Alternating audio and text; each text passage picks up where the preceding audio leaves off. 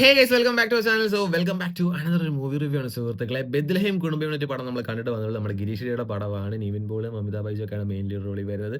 എൻ്റെ മോനെ എടാ ഓണം ഈ പടമാണ് കൊണ്ടുപോയത്. എൻ്റെ മോനെ ഒരു രക്ഷയിലൂടെ കിടുക്കം പടം.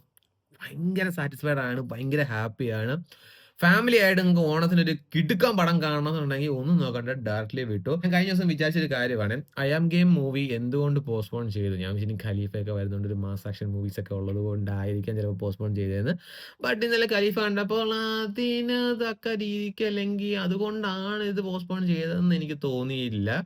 ബട്ട് ഇപ്പൊ എനിക്കറിയാം എന്തുകൊണ്ട് ഇത് പോസ്റ്റ്പോൺ ചെയ്തെന്നുള്ളത്. ഫാമിലി പടവിടെ ഫാമിലി മൊത്തം ഇടിച്ചു കയറുന്നുണ്ട് പടത്തിന്. ഈ നിവിൻ പോളിയുടെ കാര്യം പറയുകയാണെന്നുണ്ടെങ്കിൽ പുള്ളിയുടെ ചില കംഫർട്ട് സോൺസ് ഉണ്ട്. ഒന്ന് ഫാമിലി പടം, പിന്നെ ഒന്ന് ഈ പ്രേം റൊമാൻസ് അങ്ങനത്തെ ഒക്കെ ഒരു ജോണർ.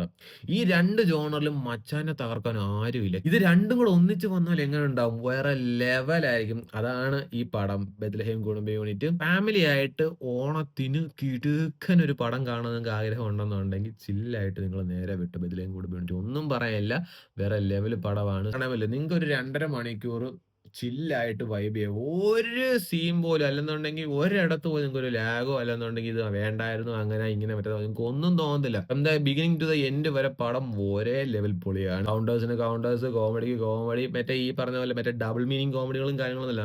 പ്യുവർ കോമഡി, പ്യുവർ ആയിട്ട് നമുക്ക് ചിരി വരുന്ന രീതിക്കുള്ള പക്ക കോമഡിയും കാര്യങ്ങളൊക്കെയാണ്. ഞാൻ ഈ പറഞ്ഞ പോലെ എങ്ങും ഒരു അൺവാണ്ടഡ് കോമഡി ആയിക്കോട്ടെ അല്ലെങ്കിൽ അൺവാണ്ടഡ് സീൻ ആയിക്കോട്ടെ അങ്ങനെ ഉള്ളതൊന്നുമില്ല. പിന്നെ ശ്യാം മോഹൻ ഉണ്ട് അതിനകത്ത്, നമ്മുടെ പ്രേമലിനകത്ത് ജസ്റ്റ് കിഡിങ് ജെ കെ പുള്ളിക്കാരനുണ്ട് അതിനകത്ത്. പിന്നെ അതിൽ വിനയ് ഫോട്ടോ ഉണ്ട്. അത്യാവശ്യം നല്ല 2 ചൊറിയൻ ക്യാരക്ടേഴ്സാണ് ഇവർ രണ്ടും ചെയ്തേക്കുന്നത്. പിടിച്ച് 2 എണ്ണം കൊടുക്കാൻ തോന്നുന്നു നമുക്ക് തന്നെ. ഭയങ്കര രസമാണ്. പിന്നെ അതുപോലെ സുരേഷ് കൃഷ്ണയുണ്ട്.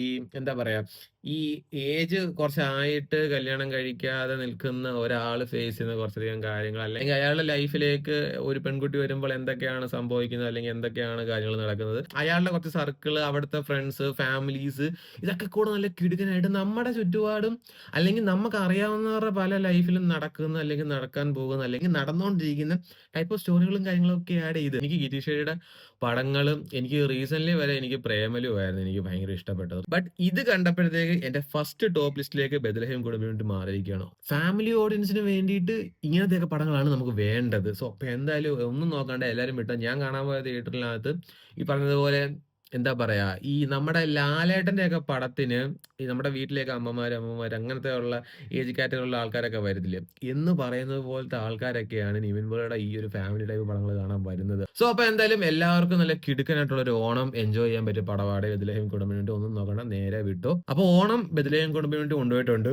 അപ്പൊ എല്ലാവരും നേരെ വിട്ടു. കണ്ടവരാണെങ്കിൽ നിങ്ങളുടെ വിലയേറിയ അഭിപ്രായം താഴെ രേഖപ്പെടുത്തുക. കാണാൻ പോകുന്നെങ്കിൽ കണ്ടിട്ട് വന്നിട്ട് നിങ്ങളുടെ വിലയേറിയ അഭിപ്രായം താഴെ രേഖപ്പെടുത്തുക. അപ്പൊ അത്രേ ഉള്ളൂ.